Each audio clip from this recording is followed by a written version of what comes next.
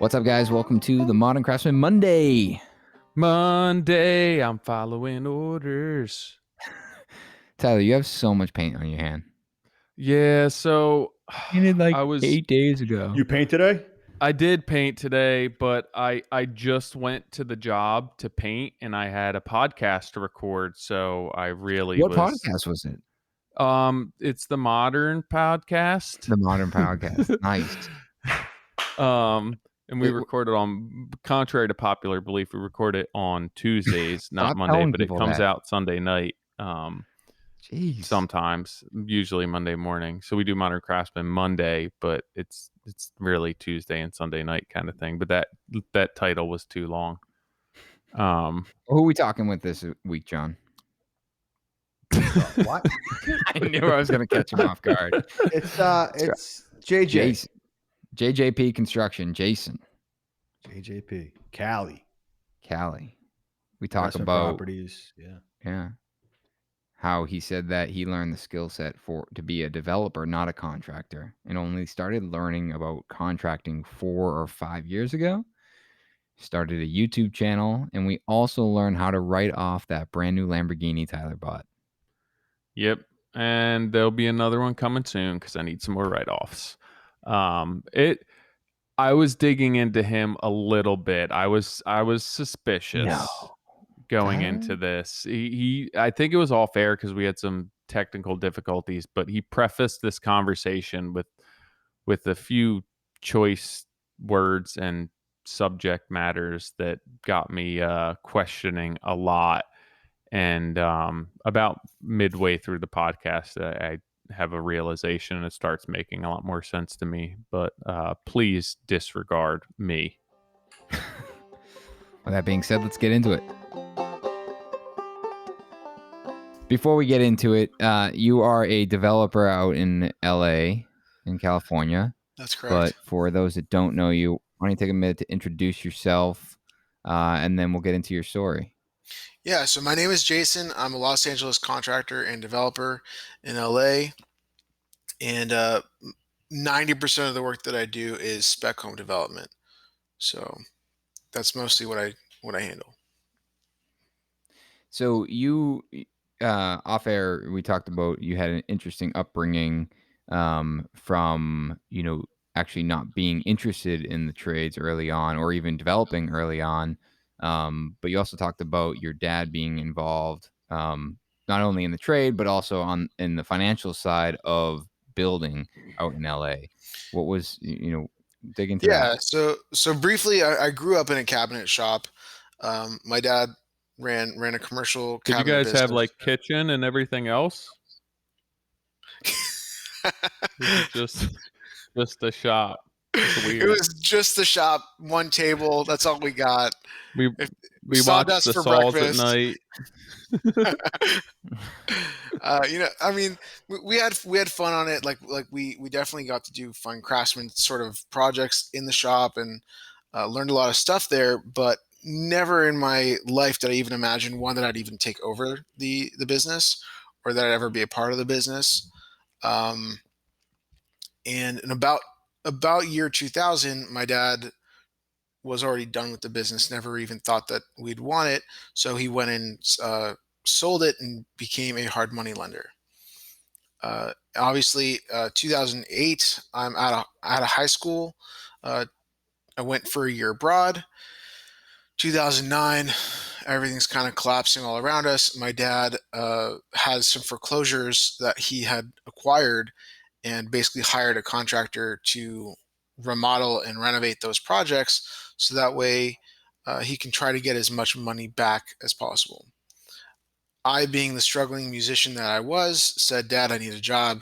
And he hooked me up with the contractor who was doing the work. And I went to go work for him. And basically that's what got my feet wet. That's what was the starting moment of me really working, like actually with my hands and getting involved and being with the trades and, sitting down for lunch for an hour and going like, how come we're not working? Like, what is going on? What does an hour break look like? and experiencing that. And that was a massive experience for me. I really enjoyed that time. From there, I went to go work for a developer pretty soon after. And that experience was really the majority of my life was really in that experience. So I really learned to become a developer, not necessarily a contractor. So it's actually funny that going back, this is 11 years now going back, but I really only learned how to be a contractor within the last, call it 4 or 5 years, not really in the 11 years that I've been doing this. Even though I've been building homes for that long, it's a completely different trade to be a developer or to be a contractor. So um, I'm slowly learning myself just how to grow a construction business. What was your role in the cabinet shop as a kid? Obviously, it's not like you said your dad kind of decided to pursue another venture with the hard money lending because I think you said that there just didn't seem to be an interest to keep that shop going. But when you were there as a kid, what was what was your role beyond just kind of shop labor? I never had like a job title there, but I would play a lot on the CAD files and the CAD drawings and like building funky cabinet boxes and uh, learning those programs, having fun with that sort of Mm. stuff. Definitely causing trouble in the shop, joking around with the guys, uh, you know, telling them not how not to lose fingers. You know, What was the reason that you decided that you just didn't want to be in the shop environment? Like, why? Was it music? And if it was, was the music calling that hard where you didn't want to be doing both? when I was younger, um, I really wasn't I genuinely did not have a vision for my future, to be honest. I knew I loved Mm. music. I knew I wanted to pursue a creative passion and be a part of a creative experience. Um, Genuinely did not have a direction to head in. So it didn't even dawn on me to want to be in the cabinet business. It didn't dawn on me to want to be a developer or a contractor. I just thought I had to go get an education, and from getting an education, I'll figure out where my job is. I mean, I got a business management degree, which is the most standard degree you can get, knowing that you enjoy business or you enjoy numbers or you enjoy working with people, but it was not like a particular degree. And a part of me wishes I went to the trades. I went into a trade school or something like that, and I feel like I probably would have gotten more out of that. Did you go to school in California? Yeah, Where'd you go? a private school called Turo College. Never heard of it. Well, your dad was a hard money lender. Did the means for that come from the cabinet shop? Like, was he able to make enough money doing that or selling that he then became a hard money lender? Yeah, thank God he did really well as a cabinet shop maker. He did really well. The years that he was doing production, he was doing really well. I mean, people we always talk about the perception that you view. You're like, this guy's a plumber and he's a millionaire. Like, people would hear that my dad's a cabinet maker, and then they'd show up to our house and be like, he's a what maker? Like, thank God he did really well. He was able to build himself a custom home at the time doing that. I mean, he was really, he's very savvy with money, but he was definitely capable of building a very good life for us. Investors and developers do it differently. They have different sources of raising capital and things like that. The only time I'll ever let an investor come in on a deal really is if they're financing 100%. So as long as they're, maybe I'll come in with some percentage, small amount, 1 to 10%. But if they're financing the whole thing, then I'll feel comfortable going, hey, yeah, sure, let's put together something. So usually that's how we usually do it. So at this point, what's the business structured? Like, it's your family. Do you have siblings who are involved? My sister's running the office. And then your dad still has his hand in things, you said? Yeah. So my dad doesn't do too much with the operations, so he's not really hands-on. He's not walking the job sites. He does handle the commercial real estate though. So any commercial jobs that we're building, he's usually on those, just because we don't have the manpower to uh, split up too many people. But he kind of wants to stop running. He doesn't want to be on jobs anymore.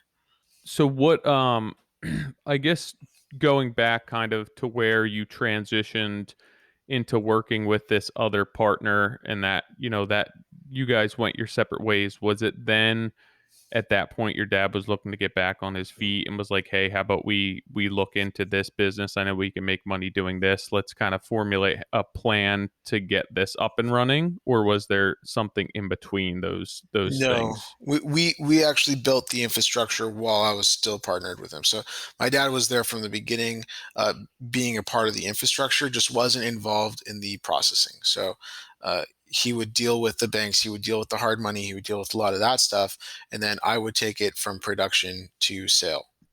And then my partner was more of the designer. Oh, okay. So it was the three of you at that point. Yeah. Your dad had commercial experience, you said, at that point, In terms of as far as building, development goes, or was it still just we had or no was it experience just in it. money? Yeah, just money. We had no experience. The first apartment that we built, um, I did that with my dad to kind of walk him through the processes that I knew, and then he kind of took over the process of doing that. So we would do maybe one or two commercial buildings a year from then. And did you guys bring somebody on to help you? I mean, that's a massive undertaking, right? Did you hire somebody to bring in, and pay them for their expertise to kind of get a lay of the land to figure out what you guys need to do to make that a successful project? No, we learned by trial and error on the first probably the two commercial projects that we did. We learned by trial and error, and now we just finished a 13 unit. We're doing a 5 unit right now. We're remodeling a 22 unit building. So And why did you guys choose to go that route versus hiring somebody? because we have the infrastructure, we have the management, we have the subs, we have the office staff availability, we have all that stuff. So there's no reason to hire somebody to do what we can do. No, I meant initially when you guys first started the business and you were learning on the fly, like there's big numbers and big consequences. Yeah, we're stupid.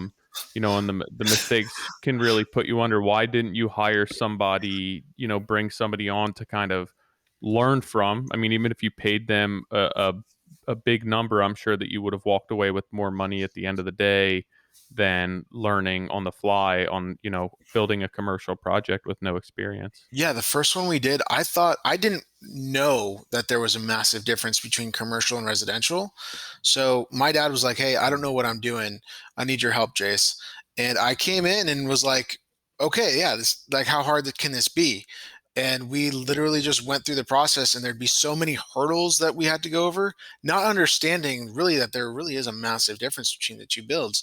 So I was like, I do this all the time. This goes through. This goes through. Yeah, let's run this. What's prelim? Who gives a crap? Like, no one was thinking about those sort of things. We were just making decisions and running with it.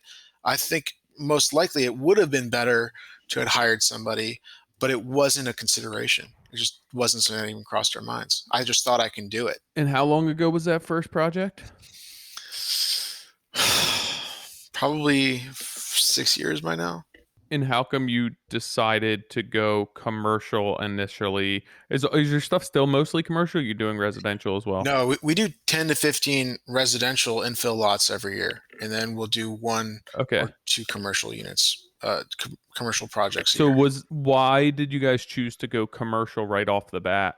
The commercial was the investment side, so that's where we would end up putting our money to invest in. And then at what point did you branch off to start doing residential? We were always doing residential. Whatever money we were making, we were putting into commercial for future investment, whatever. Gotcha. So you were building commercial and holding it for Correct. future investment. Yeah, we were selling the Gotcha. residential and building and So- holding commercial.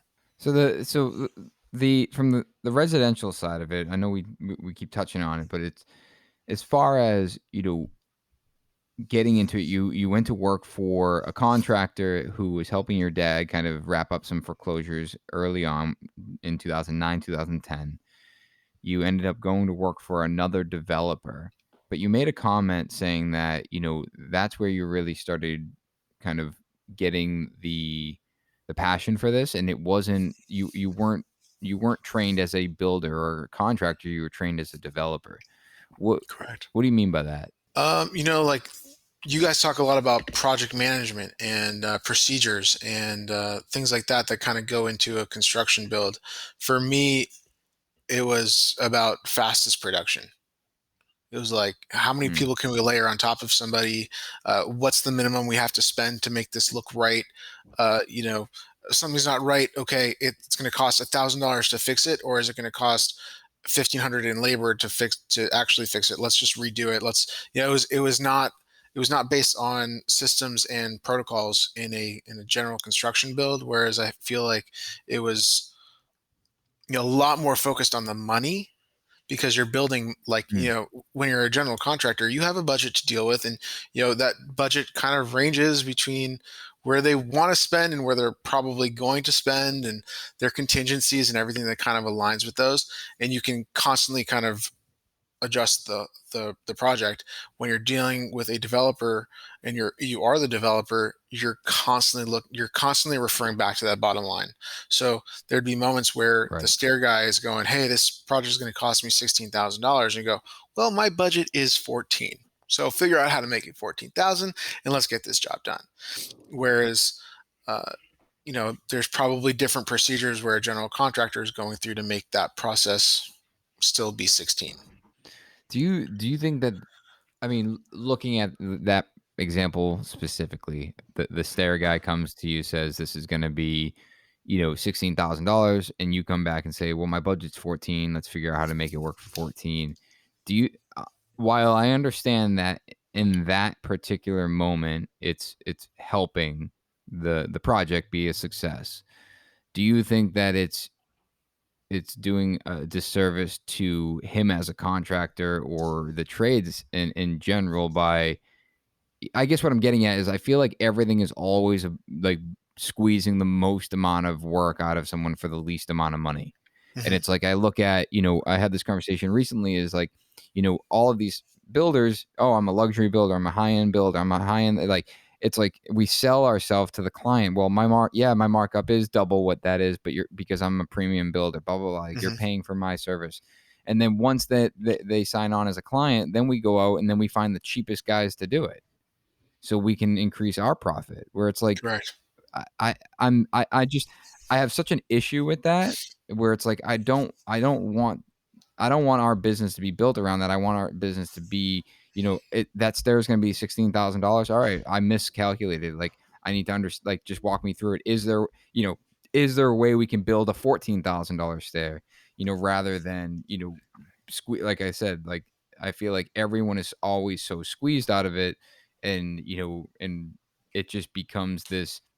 When you go to the next job, they're going to go into that knowing that they're going to get squeezed, and you're going to immediately get a lesser product out of it, rather Yeah, than their that best work. It's happens. like, I can't do my best work anymore because there's no money. Well, I'll But give how, you an how do you example. come up with fair market value? How do you come up with a fair market Yeah, value? like who's determining what fair market value is? I think that's the problem in this whole scenario is that I, A, you I can't get trust that. certain subs, and Yeah. B, you have no back data. So some of these things are fictitious where they haven't been built before, so you have no data. So how else are you going to understand that process if you haven't I priced mean, it out? for me, like it's dissecting. All right, well, like let's just look at it as a time and material basis. And it's, yes, I get it. Like time and material, it's like they're gonna squeeze as much time as it takes to do it, and they're gonna get paid for every hour. But it's like, but if someone's efficiently working through something, and we just look at, all right, that took 100 hours to build, and he wants $7,500. It's like, all right, that's $75 an hour. You know, it took him 100 hours. The 100 hours it took him is, that's pretty fair. Like, he was working, he was working through it. I don't know. Like I just try to get more granular with that, and the fair market value. I agree. It's especially when you're building one-off custom things, there is this level of trust both in both directions, but I also think it comes back to the fact that like there everyone's time is valuable as we value our time, and you know to value someone else's time if they're working efficiently. And that I guess we can go down the road of, well, if you're not there the whole time, like how do you know if they're efficiently working through something? I mean, I also look at my I don't my subs in a volume standpoint. I mean, we're doing a large amount of projects, and like for instance, my stair guy he wanted to charge me $14,000 for a project, and I said, honestly, if you charge 14, that's my budget line. Like that's the amount of money I have. So there's no change orders, there's no nothing. Like I'll give you the 14, but you have to perform on the 14. And See, he that's ended up different. I having think that's where like you Well, he ended go up ahead, having sorry. an issue on the project. I mean, the whole railing was wobbly. It had to be completely ripped out. And I go, I don't have enough. I don't have more money in that budget, but I'll give you this. I'll give you the flooring. So I allowed him to do another trade to make up that balance of whatever. But you know, you have to be able to draw the line somewhere between the dollar and the trade, and that's what the difference is between the developer and a builder or a contractor. Sorry. But don't you think like that staircase, there could have been that level of expectation communicated up front? Maybe I'm wrong, but I just look at it like, all right, well, if hey, my budget's 14, but this is my expectation. I just feel like oftentimes we go into this with my budget's 14, and then we get delivered a product and we're not happy with it, but that's because we never had a conversation as to what the expectations were for the final outcome. It was just about the money. I mean, I don't know. I go through design. I mean, I'm heavily upfront on my projects, like kind of like you are. I know you do a lot of pre-con, so we do a ton of pre-con on our jobs as well. So we know relatively the design we're going for. We know what tiles we're putting in, what kind of cabinetry we're going to be installing. A lot of that sort of stuff is known up front, and I think we communicate really well with our subs as to what our desired outcome is. And I don't, and by no means, like, I mean, Mhm. I spend money. I spend extra money getting the details that I want. Like when I want something special, I spend the money on that something special. I think that the trick is when you are the developer, you got to know where to spend that money. So you have to actually be, a little bit more intuitive into saying, hey, we don't need to spend this much here. Let's spend more here and get more money out of it from the back end of it. I think that's where like that's where John has like really been successful in the specs he's done, is like he's been able to put his flair on it, and they look more like customs, and they end up being more like customs because there are things. And John, you've talked about that before, where it's like you go into these knowing that you have a particular budget to hit, but there's things that you're not gonna waver from because it's your aesthetic, your look, everything. Well, I think it's tough. I mean, you have a budget, and it's a big piggy bank, and you have to be very smart about how you spend it. I think you don't want to spend everything you have on framing and then have Mhm. nothing left for tile. You have to be smart, about where you're putting your money and how you put it, because yeah, it can go real quick. I mean, I have like Jeff Sweener said, I haven't made a lot of money off of specs because I'm not the money end of it. I'm just a party. I'm a builder. That's Mhm. it. I don't have equity in it. I don't have any of that. So it's just a project for me to create a portfolio on. But no, it's fun to do them because you get to control everything, from design to execution. But it is not the easiest thing to do um, when you're trying to put in those details, because the details usually come at the end. How would it So you, change for you, John, if you had the money to invest yourself, or if that was coming, internally? well, if it was coming from me internally, then it's a huge chunk of the pie that I'm not giving away. If someone buys land for 900,000 and then puts 900 into it, and then they sell it for 2.7, I don't get, the only person that gets squeezed is me, the Yeah. builder. because the land is what the land is. The sale price is the sale price. The only way you make more money is if you squeeze me. And And the only reduce your way that bottom I line. make Yeah. money, the only way I make more money is I have to squeeze other people. The problem is I don't. So then I take it out of my bottom line. And You don't do a they percentage create a basis. product You because do they a full don't know how to contract. compromise. You don't do a I've tried to percentage. do it a couple different ways. They What's haven't been the worked in best the way? long run for me. I would love to do a 50-50 and that we don't take any fee until the end and we split the profit 50-50 because a lot of people want to be savvy enough that they want me at risk during the build as well.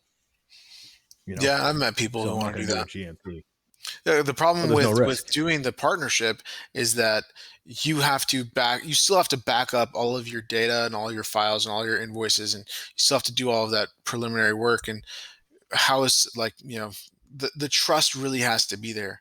That's the thing that I've found, is because you can say, hey, the stairs cost me 14,000, but the stair guy can give you a kickback. Hey, thanks for the job. Here's $1,000. Whatever. Like those things kind of, I don't know if they happen. I don't even know in how that Boston, works because I don't know how to put that in my books. I literally genuinely I don't know how to calculate a kickback because if I invoice someone, I show them the exact invoice. There's no way. So you tell me I'd have to invoice for 10,000, Cash, man. show that Cash. 10,000, Yeah, and then definitely someone cash. hands me cash out. That fucks up my books.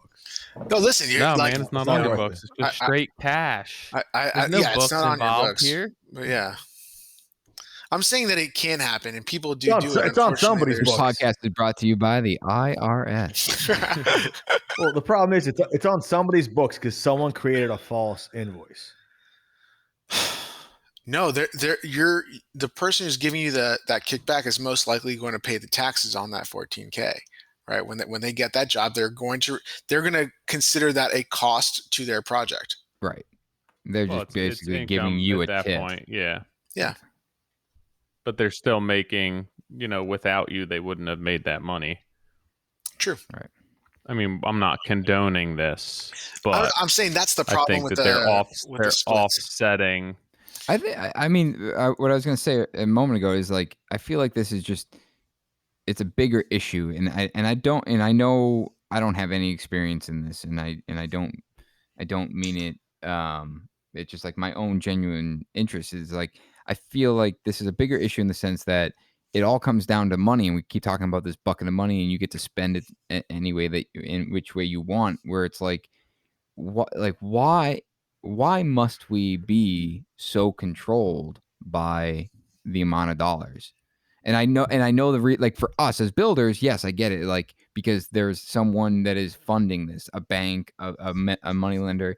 But that's what I'm saying. It's like the issue doesn't lie with us. We're the one, like John just says, that gets squeezed as the builder. Speaking as builders, but it's like the bank is then saying, well, I'm only lending you this much because that's what the market says.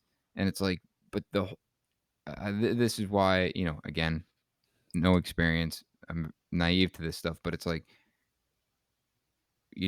why are we being dictated by what the bank thinks I can sell this house for? That's a Where it's beautiful like, sentiment. Can't there be What's I know, the alternative I know. universe? And it's like, what how do you do it otherwise? What's the controlling factor? Well, the problem with Nick's scenario is how's it going to appraise?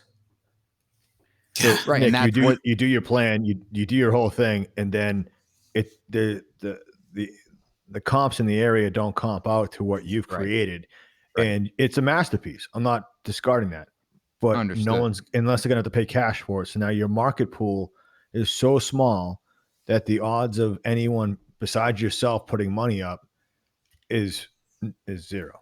and that's understood. I guess my point is it's just it's frustrating in the sense that like it's it is controlled by something like that then in turn impacts us as builders, which then in turn impacts these tradesmen as tradesmen, where it's a like never-ending now cycle. it's a never-ending cycle, and it's all we're doing is we keep advocating for the trades, and we want people to get into the trades, and we want to talk about creating these career choices for these kids. But it's like, why would they get into a career where it's like they're gonna hop on a job site for Jason and price out a staircase for $16,000, and Jason's gonna beat him up for $14,000 because he's got 15 other houses. And I'm just using that He's as gonna blame the spreadsheet.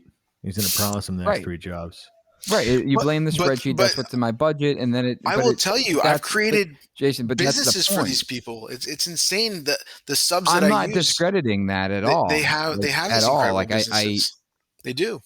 I totally get that, but it's just like I just had this conversation. I recorded another podcast about it. It's like the whole humble brag. Humble cheating? brag. He's got cheating? sponsors in that one too. I have You just double, not triple on. dip I have and no sponsors. kickbacks. Do I get a It's kickback actually for that? brought to you by the Iteration Modern molding. How do you Craftsman. run those kickbacks through your account? My kickback. No, but my point is like the the conversation that I had, it was actually at JLC, was that they can't find any cabinet makers that can build to what Ken can build. And Ken's a fantastic cabinet maker, but I said I call bullshit on it, because it's not that they can't, it's that they're not giving the opportunity, and there's not even a discussion about it, where it's like, well, you're just accepting the fact that cabinet maker can build this whatever they're producing, and it's showing up, and you're not happy with it. But did you have a conversation about like, well, I know I ordered it walnut, but I was really hoping it was grain matched, or I was really hoping for this finish, or I really wanted 5/8. Like a lot of those, we just accept what they're going to produce because that's what they're normally producing. Where it's like, I've had multiple guys, that I've worked with, where it's like, it has to be a conversation. It's like, oh, I can do that, but it's just not. I've never been given the opportunity to do that, because usually I'm so pressured by price. Where it's like, and I get that price and cost is a thing. I'm not naive to that, but I think that we are impacting the quality of what is being put out. Immediately connected to the fact that everything is so price driven that we're trying to get as much as we can for as little as we can, and the quality continues to plummet. I mean, you're not going to get away from that on spec builds for sure, obviously, just because they're being built, with no customer in mind. So like what you're saying, Nick, I feel like is, that's a one-off built for the specific customer who's not looking at necessarily recouping the costs on that, where like this entire market of spec builds, it's it's completely based around recouping and making money and reducing your bottom line. I agree with that, but I disagree with the fact that that would only work with customer in mind, because in the spec side of it, we're still like the squeezing is still going on, but we're spending elsewhere. We're spending for different finishes, which I get, like, is for the market to sell it to blah blah blah, like et cetera, but like you're directly impacting the tradesman that is trying to make a living off this by saying, I'm not paying you that two extra $1,000 for the staircase. I want to buy porcelain tile instead. Where it's like, there's other things that we can do. We can use different materials. There's other things. There's other cost saving avenues that we can take without impacting the dollars that we're putting into the tradesman's pocket. I don't disagree with that either. I think that it comes down to like value engineering and the amount of time that it's going to take, and budget manipulation and everything else. And when you're putting out, as in Jason's case, 15 houses a year, it's and there's not a direct consumer in mind who's speccing what they want, or the option of what they want. It's like, why? Why would they go through that? And like, yeah, I think that it would take somebody where you have a builder on board like John, where it's a spec build, and then you have a builder whose heart's in it, who wants to be doing more, and then John just ends up getting squeezed. But it's typically not the investor who's going to be getting squeezed at that point, where it's like, hey, John's the builder, he has two separate investors, and John wants to wants the extra $2,000 for the staircase. John's going to eat that because that's the product John wants to put out and wants to give those guys the opportunity to showcase their talent. And the investors don't really care if that, the $2,000 for them is not, it's not increasing any worth or value for them in that project. So it doesn't make any sense to them. And that's just the way it is. Yeah, from my perspective, I think that definitely my investors probably would feel the same way. Like if I go ahead and spend an extra $10,000 on a cabinetry on that one job, they go, okay, like I don't see why you're doing that, but you can make that decision as I am the builder in that scenario where I can go, yeah, I'm gonna do that.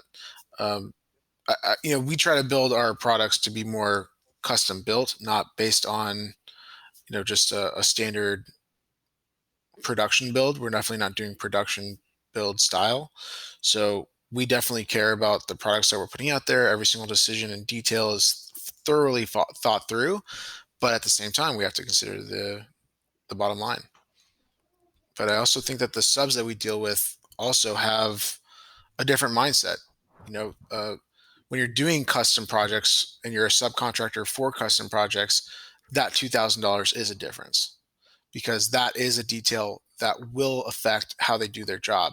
But when you're working as a subcontractor for a developer or for a builder of some sort, they're already pre-registering the costs associated to the job. You yourself may throw on 2 people extra onto a job to go produce something that has to be done a certain way, whereas a production builder or someone who's doing a staircase for me per se, they're like, I got 2 guys who are there. They're going to produce that job the way they're going to produce that job. The details, all the design elements are going to look the way they have to. If there's extra costs involved in a certain detail, they'll do that detail, but they've got their system set up in place where they know their costs already. So they know that they can do it for 14 and not 16. I think that's You said that you're looking to get into contracting work? Not that I'm currently looking, but like that I have like right now I have 2 client builds that I'm doing. How come? I enjoy it. They pre-sold. No. I have houses that will either pre-sell or are going to market. But I actually just enjoy doing it. I enjoy the process. I enjoy the creativity. For me is the best part. So I enjoy the design. I enjoy the pre-con. I enjoy going through all of those details, and then the follow through. I still enjoy being on site. I still I don't have to be on site every day. I choose to be on site every day. I enjoy going and seeing and being a part of the process and checking on things and making sure things are correct. I mean, literally 2 days ago, I found out that the drywall had gone on one of our spec homes, and the plumber wasn't done connecting the toilet, the tub. Like, you can let that go, and that would be a massive issue for me down the line when some guy is trying to bathe their child and the water is in their family room. Like, going through it and still being you explain that. Like that's not fun. That's not something I want to walk into. So how about you get a final inspection and they test the temperature of the tub? Because what they did, they not when you fill it. They tested. So who'd you the fire lines. the management team? I know, seriously, right? But they tested the lines before they installed the tubs. So usually we install the tubs and then fill up the tubs to test the line. But on this particular inspection, I guess the inspector didn't need that or didn't require that. So the line was tested as a line and not as in the tub. So I couldn't believe that had happened. Oh, usually it always gets, for us, they stopped doing that even with showers. Now it all just gets plugged at the rough, and they do a pressure test on it, and then nothing's really connected. So then, it really happens. We re-energize all the lines with air after drywall. And just if it holds for 2 days, then we're good. Then we can connect water. That's kind of been our rule of thumb for it. But yeah, we usually get snagged when you're doing temperature tests. The inspector wants a temp, and you're running water at that point. But it gets shut off every night until it gets turned over. Yeah, I've had that experience too, where like water is pouring out in the street in the middle of a night, and I'm running over to turn off the main lines or something like that. I mean, things happen, but I didn't Can think you you guys had use water over there. I thought you guys just did like. We're powder. running out. We're running out over on this side of the coast. We're running out. Yeah. So if you can help, that'd be great. You guys are screwed. can you use the same group of subs for your specs as you do for your client projects? Majority of them, yeah. I'll switch out every now and again, but I try to keep my consistency. So how do you distinguish with your subs? How do you articulate to them that there's a difference between what they're doing for a customer and for a spec build, because it's two completely different mentalities? I tell them straight up. I tell them, like, listen, this is for a client. Someone's going to come here and approve this, go through this process with you, and make sure that this is correct. Like, I have leniencies. Like I'm okay with drywall being a quarter inch out of level on something, or a tile grout not being exactly where it needs to be. This is going to be approved by somebody who's coming through and saying, hey, I don't like this. This is not how we did this. This is not how we talked about this. And they're pre-warned, essentially. Is that See, easy to have two different standards for yourself too? Because like, I don't know if I'd be able. I don't know if, and that's just personality type, but I feel like it'd be very difficult to go in and say, you know what, this will fly on this project, but then when it's for somebody else, I have to maintain a certain standard, because for me, my name's on it regardless. I mean, listen, I think that when it comes down to the integral details, I'm a stickler. Like, I mean, I'll rip out a slab if I don't like it. I'll change something if it's not the right color.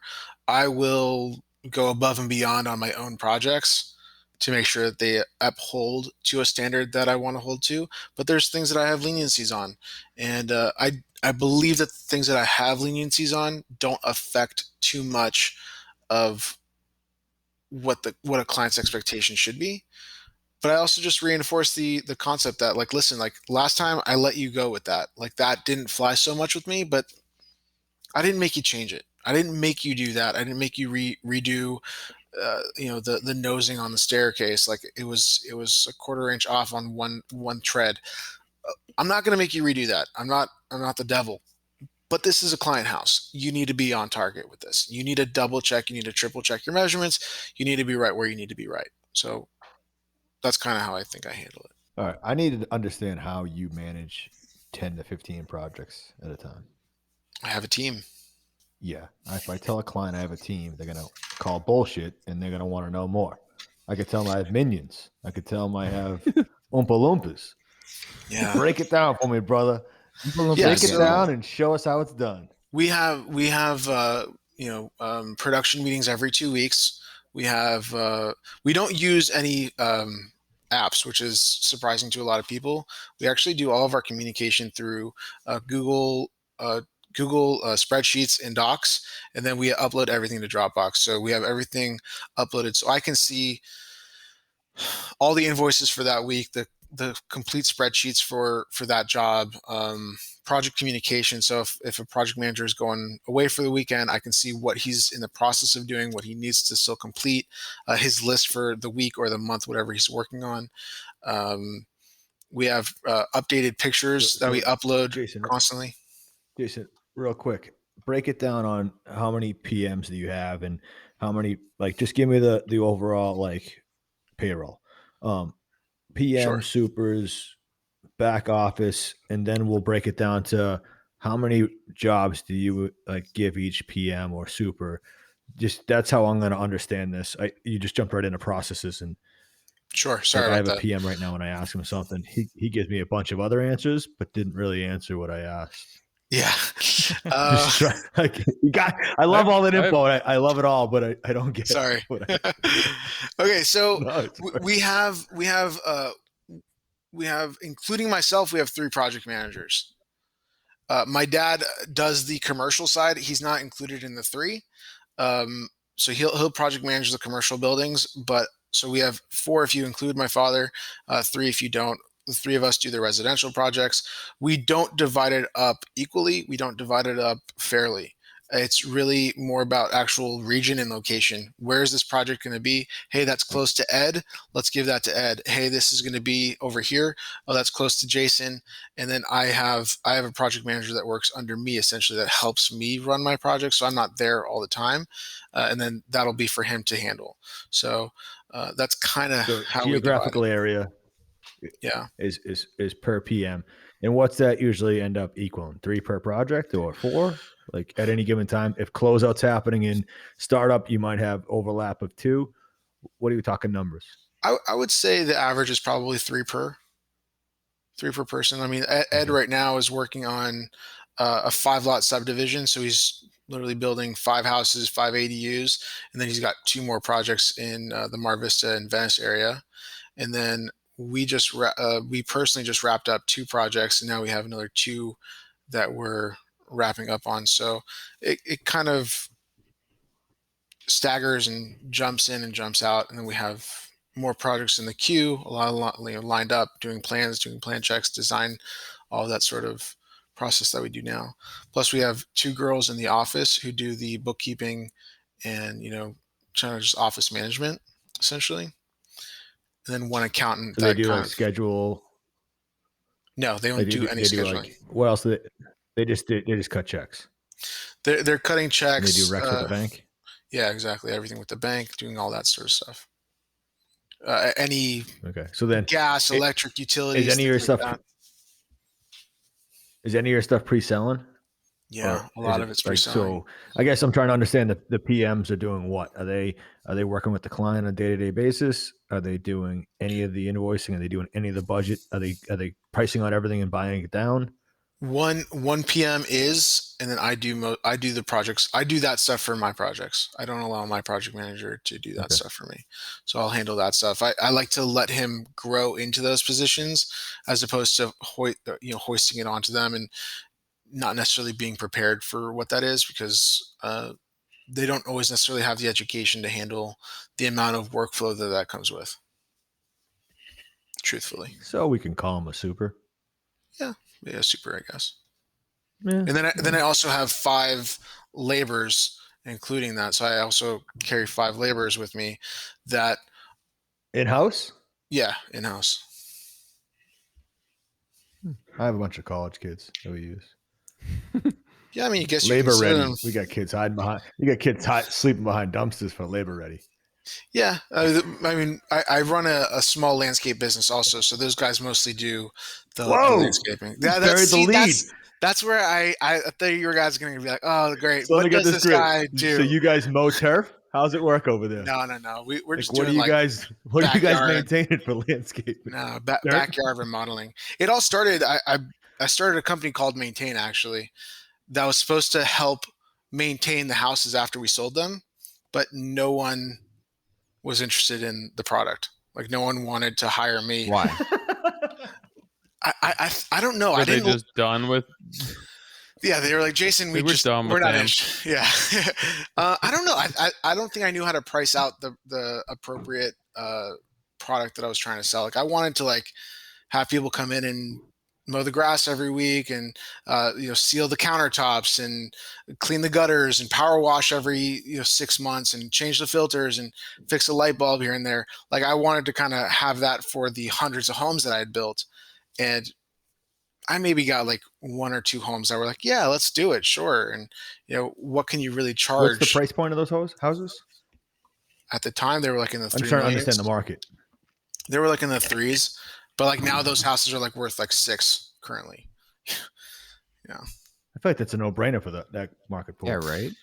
They just weren't interested in. I think that like they didn't like the monthly idea. They didn't like a big chunk from I'm going to charge $3,500 to come in and do X, Y, and Z, and they feel like that's a big chunk of money. But maybe I'm making $1,000 on it. But they still hired somebody to mow the lawn, right? Yeah, but that's a few $100. That's a few $100 a month, whatever it was. I think I don't know if you listen to Patterson's podcast, but it's like that's something that we're working on now. It's like you got to sell it. It's got to be part of your package. It's got to be part of your warranty. It's got to be part of like this is how the house. It doesn't sound. I mean, obviously, you said that this is something you've done in the past, but it just it's just interesting that it wasn't It that wasn't successful. in-house. Where it's like it's That was the problem. I was subbing out all of those other trades. So I was sub out yeah, but all still, those things. there's like I mean we're gonna do some in house, but we're still gonna be subcontracting a lot of it out. And at the end of the day, it's like Listen, these things for have me, it to was a get done. hard sale. I think that it's a requirement. Yeah, I thought that it was a good move. But what ended up happening is people wouldn't hire me for that, but they'd say, hey, can you put solar on my roof? Can you change my grass out for turf? Can you add right. a gate to the front? So I got all these upgraded jobs, not maintenance jobs. And that's how that company really got started, by just doing that, truthfully. So it was kind of by accident. So it went from maintaining your home to basically a small project division specializing in hardscape and landscape. Correct. That's crazy. It is crazy. And the business does well. Okay, so what do you mean by that? Like, surprisingly, I can't believe that it actually like makes money. Like, it's not something that I focus on. Wow. I don't like go out there I don't have a salesman. I don't like go searching for leads. I don't pay for Angie's List or any other thing like that. I just sort of, whatever comes through Instagram and whatever comes through like referral, and it makes money. And it was surprising because I had, you learn from trial and error as to what works and what doesn't work. And having this sort Right. of thing created an income, which was cool. And that's a big part of development also, is that you don't have an income until you sell. So this became basically a steady flowing income For me, from a yeah. business that you kind of accidentally fell into. Yeah. And so who's running that? Who's overseeing it? I assume you're hiring subcontractors for that. No, that's in-house guys. So my guys will actually do that work. Most of it. Some of it's subcontracted, but most of it's done by my guys. And that actually So supports the those are payroll guys. for them. So these are So that's guys your you hire. 5 labor for the Correct. development company. I'm trying to wrap my head around all this. I know. It's I crazy. The knew it. wild, wild west. I knew it was going to come to you, Tyler. I knew it was going to be like, oh my God, this is what I was scared of. Jason's so nervous about Tyler. Jason's like, I'm just Tyler, shut down I again." don't like look into things beforehand, so I'm just trying to figure it out, and I'm like trying to wrap my head around all that's going on. There's a lot going on. Truthfully, I mean, there would be years where I wouldn't make a dollar because the projects would sell. I'd finish up a project in December, it would sell in January. So that whole entire year, I wouldn't make a dollar. But and if I had a business that was supporting, but how are you? But that's got to be impossible because what risk do you have going into this? Like you have to. Are you collecting a payroll yeah, I do. from the business? Yeah, but it's still. But even if I pay myself, it's costing me money that whole year. If I pay myself $100,000, it's just changing. It's the Right. same hand, just going in one business and out the other. I mean that would be an impossibility, being that the finance is coming from within.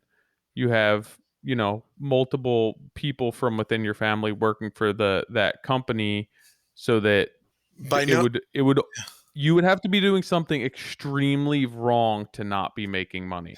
no, hold on.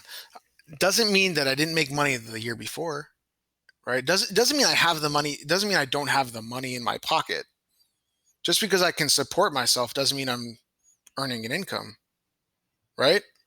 If you have $100,000 in your bank and you can support yourself through that year because you made $100,000 the last year, that doesn't mean that the year that you're in, you're going to make $100,000 to support yourself, right? That year after is going to make you $100,000 to support yourself from the year before. So that eliminated that gap by creating a business where I'd make $10,000 a month, going, hey, there's that $100,000 that I needed. Does that make sense? Yeah, but that business you also said is covering payroll. So that's one of the main reasons that you fake number, but yeah. Yeah, so you're using that to basically be able to keep that staff on board full time and have 5 laborers kind of at your disposal. So that's covering that payroll, and you're making money on top of that. I would find it I would find it hard to believe that you weren't making money on any year if you're not paying investors, that money's coming internally and you're supporting a family within that business, multiple generations of family within that business. Like I definitely make you're kind of money. getting rid of all the people who are taking a piece of the pie. No, I mean, I still have to pay points and fees to the bank. I still, even when it's family invested money, you're still paying interest on that money. Like you're still paying all of those elements to that. It's not like it's just free. No, but it's definitely, there's got to be incentive and reduced rate at that point. If not, it's like just get money from anywhere. It's somewhat of a reduced rate. I mean, what would you consider a high rate? I don't know the market in California as far as getting money, but I just, looking at it from outside in, it would, if you were able to fund a build internally, through family money, and you're owning the build as well, you have, and that money's not necessarily coming out of your pocket. There's very little liability and risk at that point. It should be a fair amount of profit. Like John's doing a build and he's taking a cut and getting squeezed on that, and then the investors are making a lot more money than he is. But Tally, you know what they'll do? Even if they had the capital to do it with cash, they will then create an LLC for that project, and then Sure. they will then Tax charge that. benefits. No, but they'll charge for their own money. Mhm. They'll charge the spec house for that money, so that way they can then write it off. Yeah, which So is a tax benefit. Yeah, even if you had it as like, I have $1 million to build this project, they'll create an LLC so that way the project's still paying for that money. So I don't know, if I was a family member, I wouldn't give it at a discounted rate, because the project, to make it feasible, it shouldn't take the discounted rate. Where I learned this from is I would actually assume from that it's not Pioneer a discounted Builders. rate. It's Pioneer Tim, the Awesome Framers. You guys know him? I don't know. Yeah. He's not Yeah, that yeah. famous. I'm kidding. He's famous. Yeah, no, I was joking. He is in the business of Pioneer Builders. He's famous. I know. right. But he's the framer. I don't know exactly how their business operates, but he frames the houses and does the concrete sometimes for the houses that his family business is building, and he's a part of that general. Right. So it's actually, I went up to him and was talking to him about his, what he does. He goes, yeah, it's funny, like general contractors throughout the country have a subtrade. My subtrade happens to be landscape, hardscape, and I just use that skill set to allow my guys to make money, to give them bonuses, to produce income throughout the year. And that's all. That's how I kind of look at it. Tyler, I think I think the comment about like the reduced rate, I think it's more about the obtainability of that money, where it's like going through a bank, like there's probably a lot more, contingencies and things, like where, obviously if it is within a family, then it's like, yeah, I understand. It's like, we don't need to go through all the paperwork BS, but that money still makes the same amount of money on it. The interest is probably the same. Like John said, it's like it's separated, so the project is paying for it. And this goes back to something I said in the beginning. It's like, this is the stuff that I feel like should be taught. It's like the fact that, what, understanding why you would create an LLC to fund a project for the tax benefit. It's like, why isn't this stuff taught? And it's like, this is what, and there's more than just the tax benefit. It's like, there's also, right. I mean, there's production. all these, there's all these financial benefits, and it's just like, for me, it's like these are the things that I spend my free time trying to understand and learn, where it's like, all right, well, what happens if I end up making money that I want to invest? What's the best way to do it? And all of that. And like you said, Jason, it's like going back to your dad when you were a child. It's like he instilled, maybe not these pieces of advice, but there was pieces of advice like this that helped you kind of guide you on how to correctly utilize. Yeah, correctly use the funds and dictate how to spend the money, where to spend the money, things like that. Definitely. I mean, I overuse leverage is my usual response. Even from my own house, I'll take money out of my line of credit to invest because let's say hypothetical it from the bank it costs me 3.5%, let's say, but I'll go out and I'll make a spread of 7% on that money. So why wouldn't I do that? Even though my mortgage is going to be higher, my cost of living is higher now, all of those monthly costs have gone up now because of it. I'm making money because of that. I'm making money on the leverage. So I constantly am looking for abilities to leverage because conventional financing on a grand scale is cheaper than what the money costs if you borrow it from your friend. Like if I asked you for $100,000 right now, even if you gave me a deal, you wouldn't charge me 3%. You would want more than that. 16 all day. See, Fucking hard money. Johnny's a crook. I don't trust your market, man. Sorry.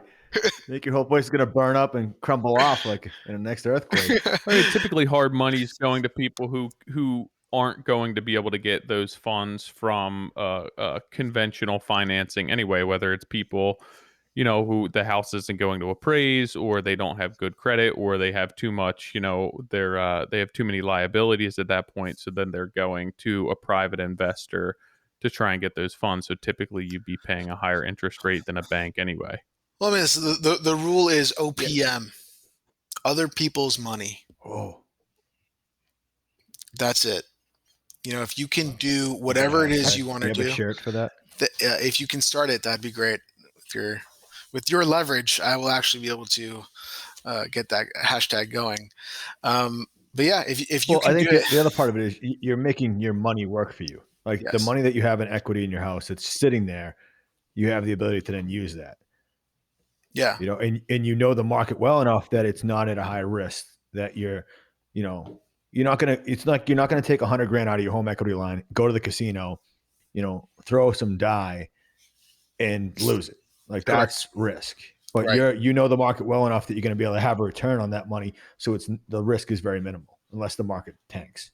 Correct. And you have to be willing to take that risk. Don't just jump in.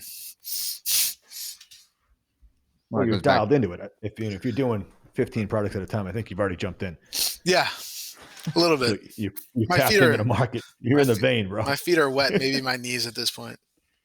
Jason, I realized this later. Like we're talking about this, and I'm basically, oftentimes I comment on this podcast where it's like I utilize this to educate myself on different things. This is why we do the podcast. One reason being for the trades and for the benefits of these conversations.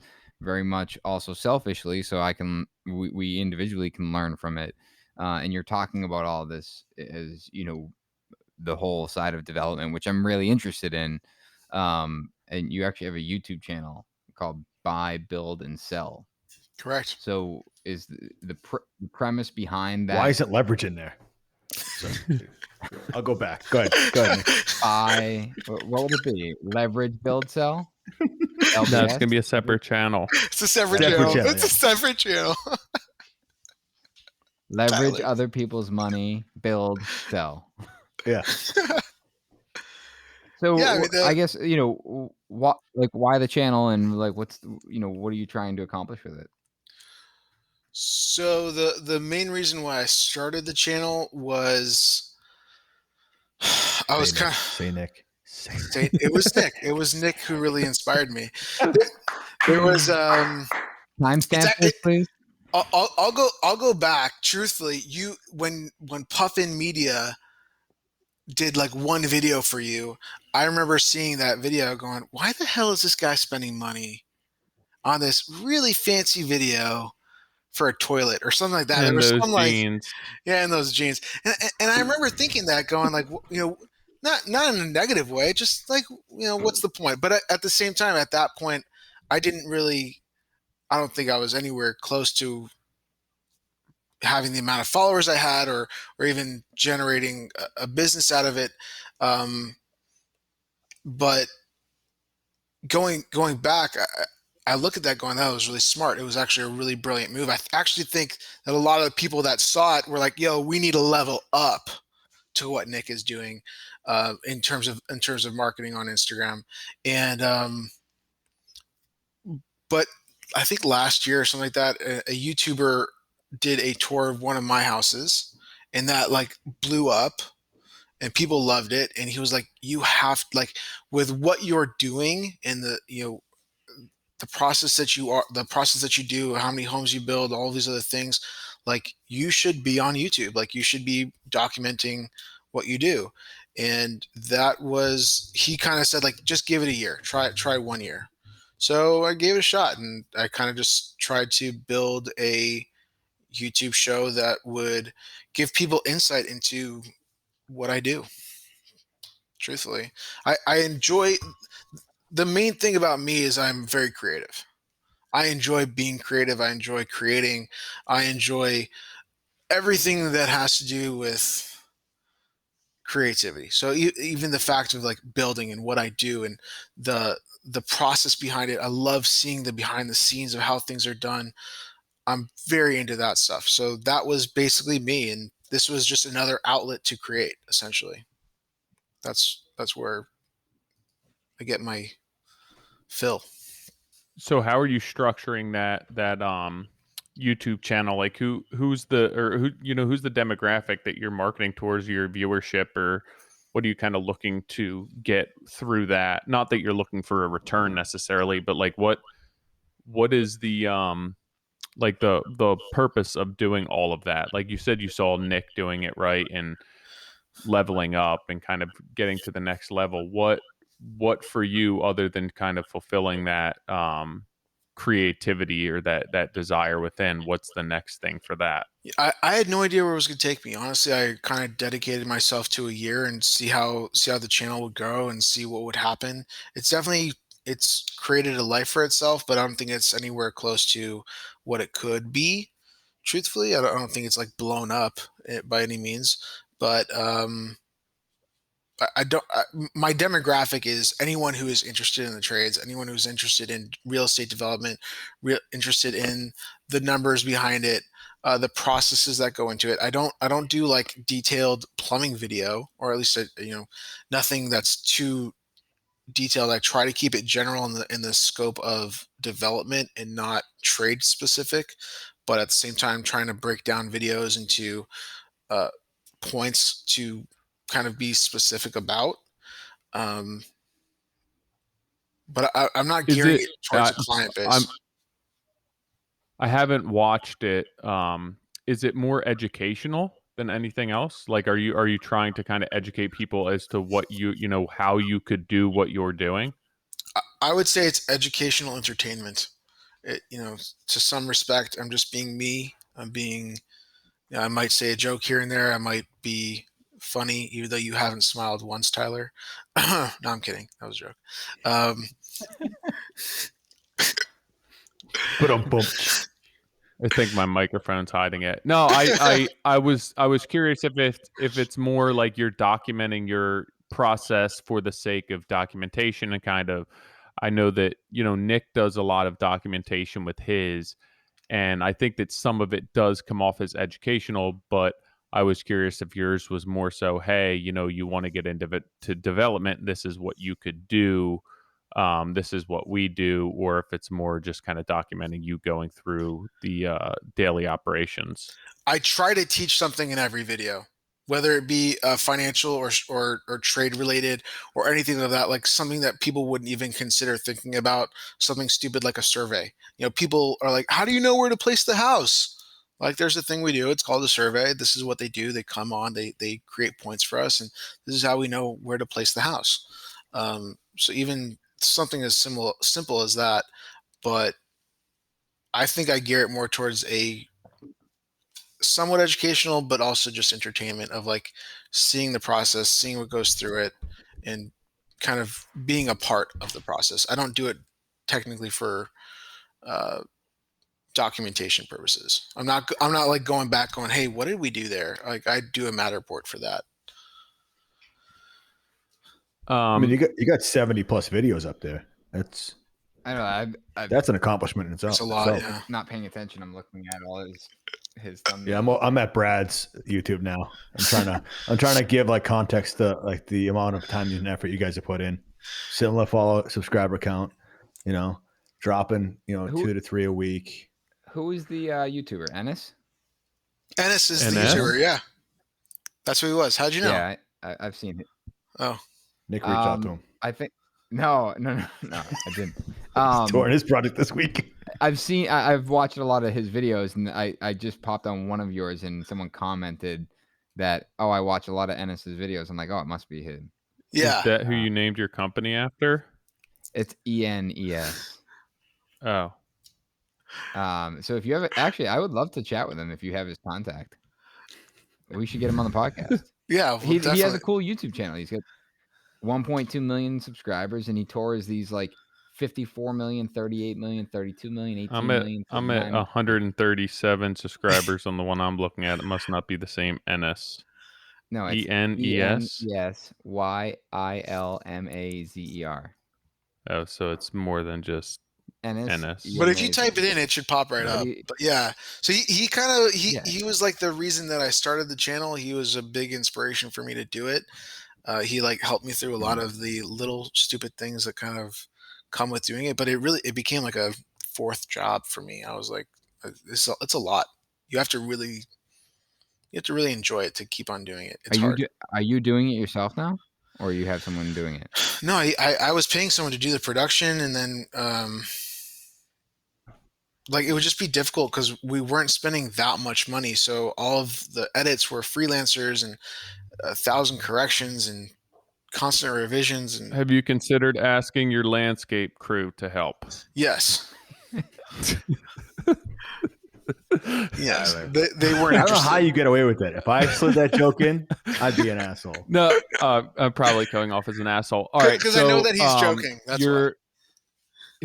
Your dad took a hit in the last recession. The housing market was very hot. You know, people were making a lot of money. People were getting loans that shouldn't have gotten loans. And then, you know, he was in litigation for 12 years.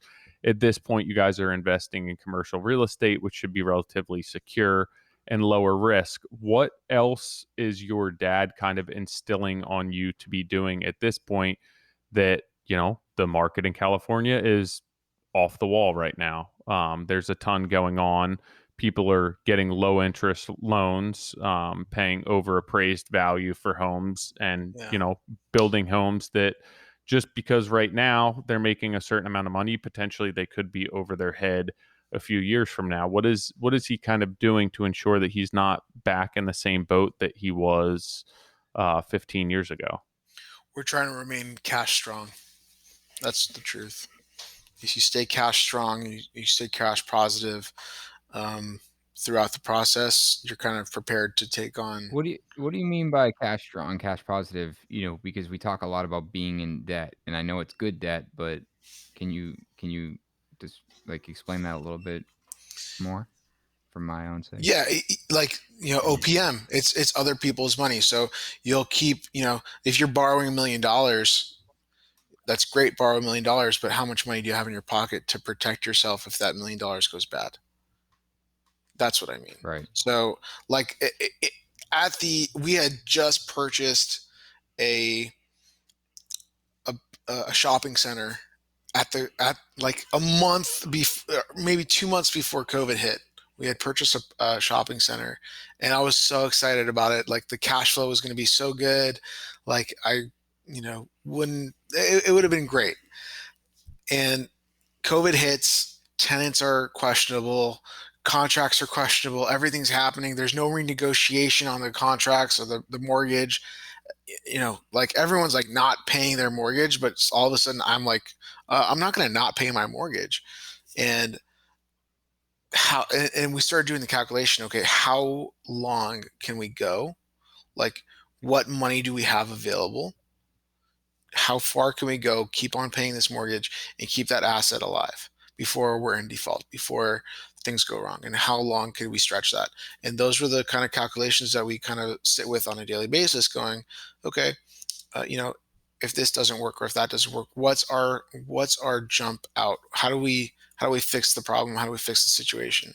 Kind of, even though it may not always be a great plan, like, we may end up with no cash in our pockets, but saving the asset or saving the longevity of the financial process. Are you personal guaranteeing any of these properties? Guaranteeing the loans? No, Like, are you putting your house up? no, Yeah. no. But who's pulling the note for them? You doing it through the company or? Yeah, the individual LLCs that develop the property or the project. So if everything went south, you would dissolve those companies. Worst case scenario. That's how you're protecting yourself. In some respect, yeah. I mean, it's not a guaranteed respect because you still have those ownerships in those LLCs. So the bank can still go after you personally. It's not like Yeah. but you're not putting a personal It's not guarantee a get out on of the it. jail free. Correct. The trick is really to put your assets somewhere where they can't get it. That's how you. I thought in LLC they couldn't come after your personal assets. Limited liability. You still need to put your house in a homestead. Yeah. Or a trust. That way you can protect it. Yeah. Well, Jason should speak to this instead of me.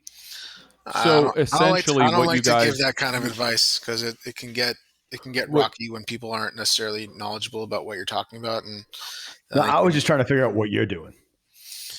Yeah. So it kind of sounds at this point that even with respect to the leveraging, that basically the capital's there, the investments there, you guys have the assets. You're not necessarily putting that out there to be at risk, even when you're building these properties and everything else. So it's taking loans when you need to take loans, having the capital if things go south to be able to fulfill those loans. But then, you're able to have those assets even while on paper, like technically you could not make money for the year. Correct. Which you're paying less in taxes, a lot less in taxes, but you're still holding on to those assets and everything else. That's exactly correct. That's makes Trump. Sense. Yeah, that's how Trump so, does it. Yeah, I mean, so essentially, like, even the conversation where you're not making money that year, that's ideal for a lot of people. Not making money. If you have not making money is bad, right? If you're looking to get a loan from someone where you don't have assets, or you don't have capital, no, you're too high of a risk at that point. If you have assets, you have capital, but it doesn't appear that you make a very high income, that's somewhat ideal because you still have the money to be able to have people loan you money if need be, but you're not paying a ton of money in taxes, which I think is, from a business perspective, very smart. Yeah, I mean, listen, for everyone, to each his own, right? It's kind of at every stage of your life, you need different things. Like for me, I have 3 kids. There are things that I want to be able to not be stressing about. So even though I may make a large sum of money at some point during a year, that money is not necessarily earmarked towards my kid's tuition or whatever. Like Jay Leno used to say that all of the money that he would spend would be spent, like he would spend only the money that he made from touring or that he made from endorsement deals or whatever, but he never touched the Tonight Show fund. Yeah, anything that he made from that went to investments or just his retirement or his funds, whatever. So there's a large amount of money that gets put away into particularly his own bucket of wherever he wants to spend it, and he had to earn his income where he would spend it. So on his mortgage, on his whatever. So hopefully that analogy makes sense. No, yeah, and like I think it kind of circles back to Nick saying, why don't people teach you this stuff in school? And it's not always common knowledge, and I think that it's the type of stuff that when you have money or you have funds at your disposal, it doesn't even have to be your own money, but if you're an investor, if you handle people's accounts, that you understand how to do that because you're in that position. But the majority of people aren't in the position to understand or have the capital or the money to be able to do that in the first place. One, And I it's think that, hard to you sorry, it's hard to teach it because uh, every situation is genuinely different. Like how you structure a business, even an S corp and a C corp, all of those structures are completely different into how you relate to taxes, how you shelter things, how you move things around. Do you pay yourself? Do you pay an LLC that gives you a bonus? Like all of these decisions are solely based on individual moments in someone's life and someone's structure of how they're building something. So you can't, like, you can, I guess, teach the fundamentals of how to deal with money, but only when you start making the money and you have the problem, that's where you need to figure out the solution. That's usually what ends up happening, because I think that if you know the solution before you're making the money, um, you may be left in a situation where you don't have any money, where you're not making any No, money. yeah, and that's exactly it. I think that, you start making this money and it's, hey, I'm making this much and I have to pay this much. Why am I working my ass off where I'm basically supporting and paying for people who aren't working their ass off? And then you look for ways to kind of preserve your funds and your assets at that point. But you have to kind of get to that position to start speaking with accountants and other business owners as to how you can do that, and how you can kind of make money and show that you aren't making that much money, which again, it comes down to business. And for me, that conversation there is, although it's like you said, Trump, that's how he is worth what he is, and builds wealth, not just necessarily income. That's more transparent to me than having the conversation where it's like, hey, it's a business and I do this and we do that and we have these people in the office. Like, that's just one component of the business there, right? Like your family business and everything else. That's one component of it. And there's an essential reason for you guys having that component, that probably financially and on paper makes perfect sense. But to just have the conversation, kind of the surface conversation, which is tough to dig into those type of things. But I think that it is more valuable to us, to our listeners and everything else, to understand the how and why things are getting done, than to try and put kind of connect those dots by just listening to the story. And it's not always the easiest thing to talk about, but for me, it's like hearing that a light comes off and I understand a lot more, and it makes a lot more sense to me than just having the conversation kind of touching on the surface beforehand, where I'm like, I don't know, this, a lot of this doesn't really make that much sense to me. Um, and I do understand, and I understand the business model behind it, and the reasons for doing so. And it's a very smart move. You obviously, which I'm sure that even 15 years ago, when your dad was at risk, like, he probably learned a lot from that. But I'm sure he was smart enough to not put his entire, everything at risk at that point. I don't know. Truthfully, at that time, I have no idea. I have no idea how he was really good. Like he always says, like, he doesn't know how poor he was when he was a kid. I had no idea what we had lost or not lost when I was a kid. He was really Yeah. good at, like, his parents were good at putting food on the table for him, and he never questioned whether he was rich or poor.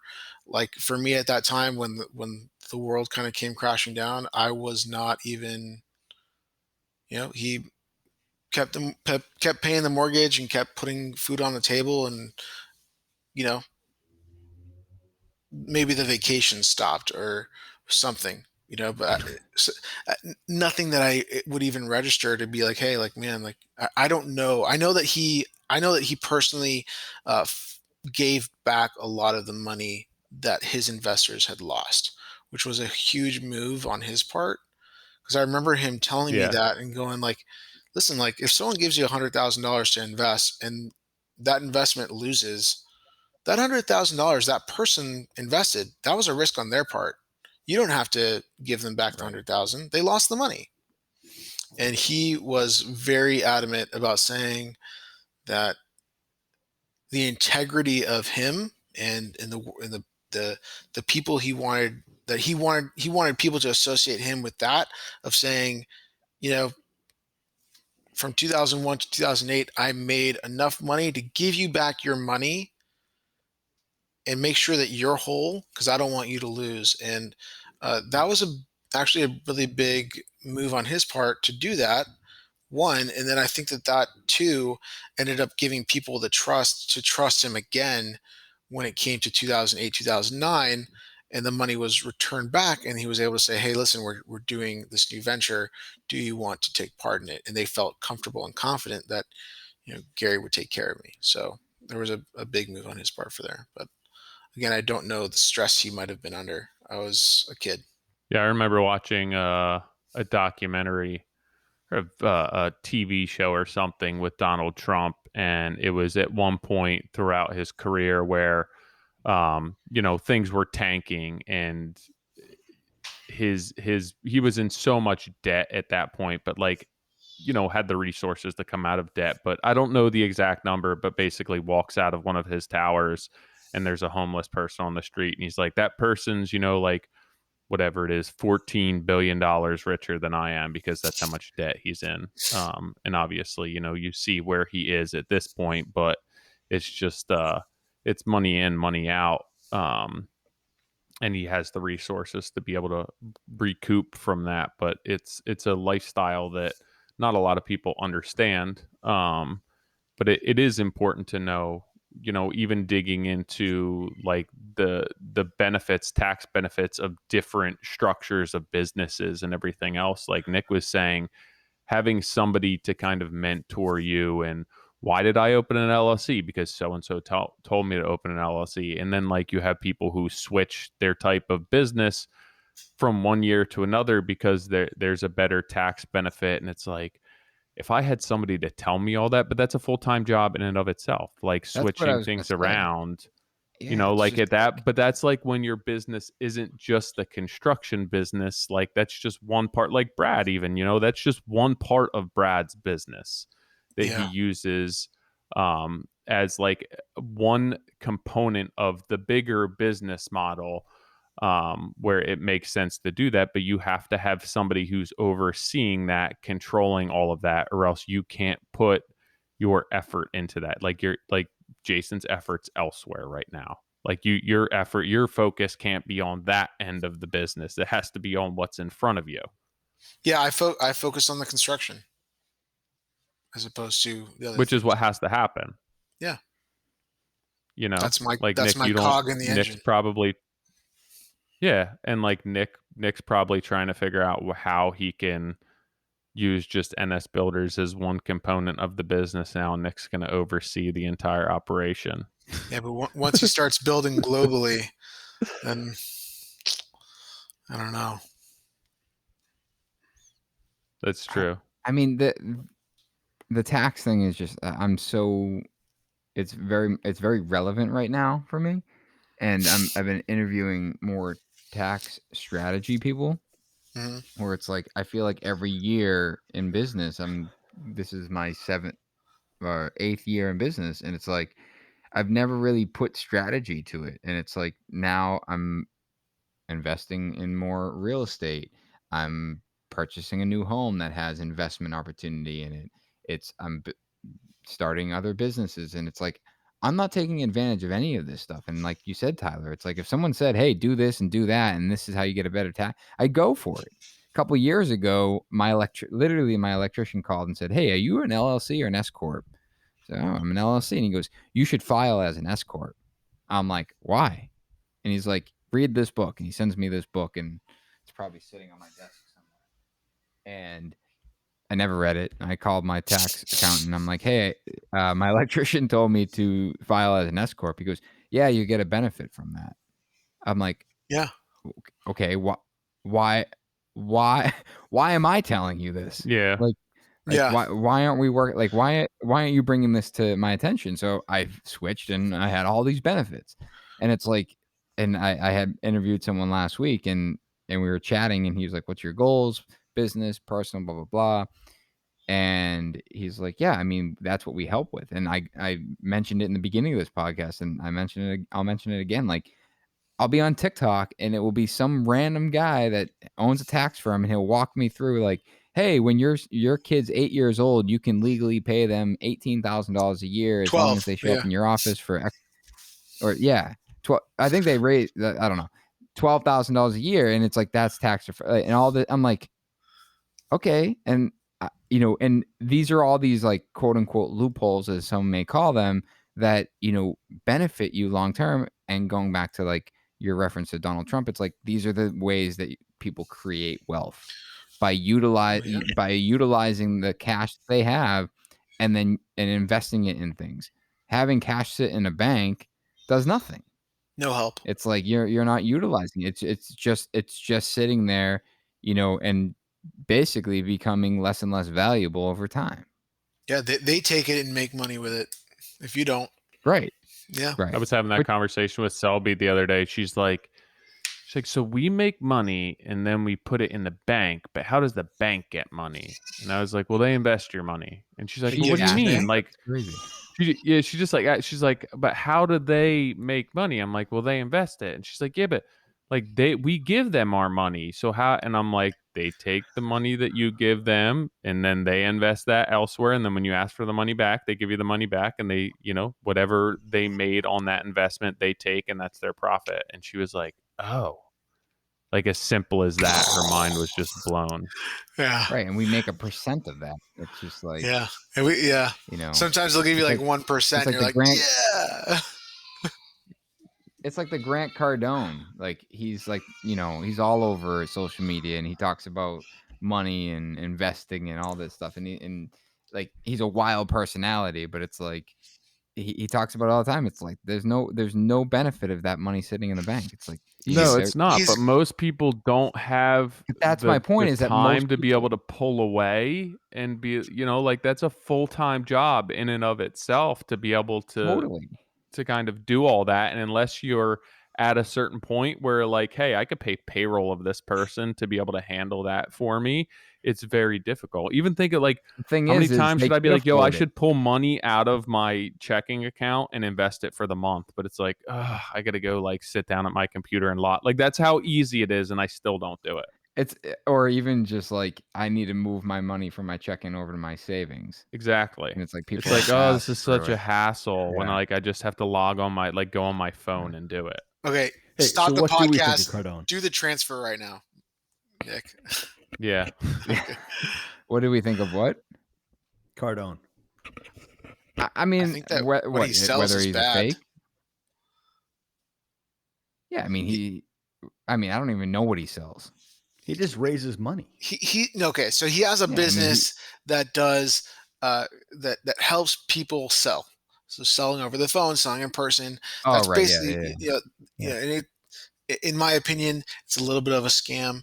But he does do fundraising for these big conglomerate or these big purchases. Syndications is what it's called.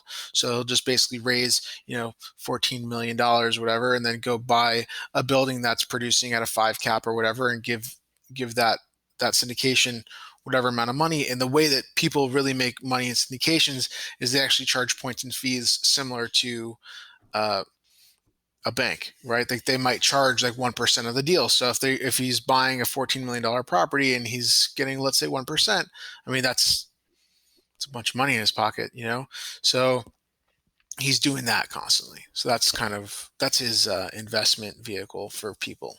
What about that guy Manny Koch something? He's got all the Bugattis, all the fancy cars. I feel like he just came up on my Instagram not that long ago, and I don't know how. He's got like a garage where he. Yeah, it's all white. Yeah, I don't know what. I don't know. Who is he? Yeah, Kochman. Ahoshbin. What's his handle? It should be Manny Kochman. Manny Kochman. but he's got like the most I insane get it. car collection, like multiple Bugattis, like rare, like built one of a kind for him. He's got the Koenigseggs. He's got, I mean, literally every hypercar. But his, like, according to social, I can't believe we're even talking about this right now. But according to social media, it's like he buys and sells commercial real estate, and he talks about it. He'll be like, yeah, I bought that commercial real estate building, and just over time they got bigger and bigger. And he's like, bought that one for 80 million. I did some upgrades. I sold it for 100. They defaulted, and I bought it back for 90, and then it's just like, I don't know. But either way, it's like, I mean, he's got to be doing something to have these cars in his garage. He's got to be doing something successful to be able to get his eyebrows done like that. He does look What'd you say? He's got to be doing something to be able to get his eyebrows done like that. I never noticed his eyebrows. I mean, he's very he's very bougie. I mean, listen, like, these wholesaling guys out there, they make a killing. I don't know. He's prettier than my wife. Yeah. No, Nick, it's the same thing. It's like there's so many components of those bigger businesses where they're finding ways to kind of work around, and I don't want to say work around, but just like use the tax system to their benefit. And Tyler, his first post on Instagram is real estate tax loopholes. Like, yeah, it is. The most recent one is the real estate tax loopholes. It's true. Like, and that's how that's, I feel like that's the saying where it takes money to make money, where, the people who make a lot of money don't show that they make a lot of money on paper. And like, go to Trump, even look at getting his personal tax returns. Like, that's why he didn't want to let any of that stuff out for so long. They buy cars instead. Yeah, it's like, it's the same thing, and it's a good asset. Well, what I keep coming across is like, buy a G-Wagon because you can write the whole thing off as a commercial vehicle. That's why there's so many G-Wagons. Yeah, or a Tesla X. Because over 6,000 pounds. It's just, yeah, you're right, Tyler. It is. It's like about finding, like, using money to make money. And by the way, these guys are leasing those cars because you can actually lease. You can actually write off those lease payments, so it doesn't matter what the have weight a lease is. than to own a car. Yeah, because you'll depreciate the lease quicker than you would with the owner, owner. Right. Owning. And at the end of the day, it's like, sometimes I'm surprised at like a guy like this guy Manny having all these cars, but then it's like I turn around, you look at Monaco, and there's 210+ million yachts just floating around the water, $100 million yachts, and it's like there's so much money out there, and it's just a lot of it's quiet. And this guy Manny decides not to be quiet. I'm just gonna flaunt it all over Instagram. There was a post that I saw on Instagram. Who knows what? There was a recent house that sold in LA for $45 million. And in the post, it's the guy who bought the $45 million house and the guy who's like built it, as the spec developer. And I'm going, this guy just made $45 million, or, obviously minus cost, whatever. And then I'm like, oh yeah, that guy afforded a $45 million house. Like, that's just as insane. Yeah, right. Like, you don't even know which one to be more mind blown about, because you're just like, what? Right. That kind of money is out there. Right. It's insane. And, yeah, it's wild. A helicopter pad. You have a helicopter, bro? Where are you going? I know. Well, in LA, you got to have a helicopter to get around. Of course. I've only been out there once, and I was up on the hillside. R.I.P. Kobe. I was up on a hillside home, and it was like we were high enough where the helicopters were flying by under us. Oh, that's funny. The wildest thing. That's funny. Yeah, I was in Hollywood Hills. I was like, is that a helicopter down there? Yeah, we were up on the hill. Oh yeah, I don't know where that would be, but yeah, that's crazy. Yeah, some people do have get a helicopter, Nick. I mean, I'm gonna need it to get to my yacht eventually. When you were doing all those high-rise buildings in Boston Harbor, that's when you probably would have needed one, right? No, I always got oddly enough, I always find parking. It's a And you running. get tickets. Well, yeah, I think we It's have. not legal parking. Yeah, but look, tickets are a write-off, man. Well, There you thankfully, go. most See, of them are Tyler, dog you're park. already getting better. See? I'm gonna call my tax guy and be like, I have a lot of things to discuss. I need a Bugatti, Pagani, and a Bugatti, I make and a the mistake helicopter. all the time. I'll buy things personally where I should have been like, oh man, like what? Like I bought a laptop.